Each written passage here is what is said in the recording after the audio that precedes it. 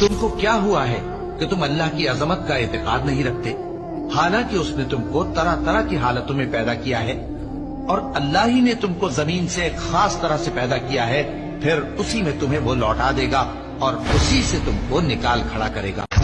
جب اللہ کا مقرر کیا ہوا وقت آ جاتا ہے تو تاخیر نہیں کی جاتی، کاش تم جانتے ہوتے۔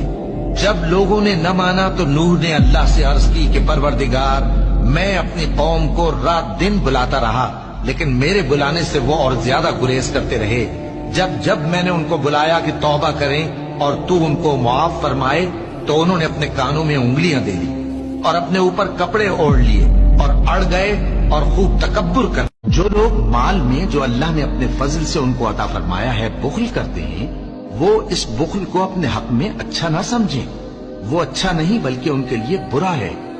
وہ جس مال میں بخل کرتے ہیں قیامت کے دن اس کا طوق بنا کر ان کی گردنوں میں ڈالا جائے گا، اور آسمانوں اور زمین کا وارث اللہ ہی ہے، اور جو عمل تم کرتے ہو اللہ کو معلوم ہے۔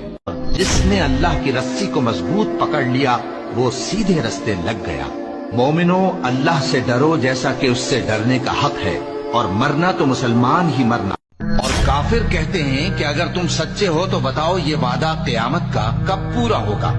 کہہ دو کہ اس کا علم اللہ ہی کو ہے، اور میں تو کھول کھول کر ڈر سنا دینے والا ہوں۔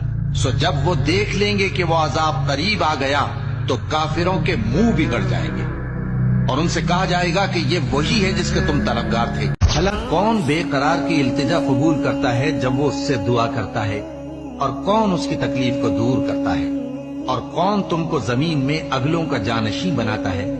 یہ سب کچھ اللہ کرتا ہے۔ تو کیا اللہ کے ساتھ کوئی اور معبود بھی ہے؟ ہرگز نہیں، مگر تم بہت کم غور کرتے ہو۔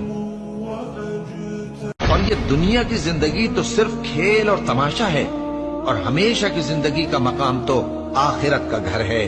کاش یہ لوگ سمجھتے۔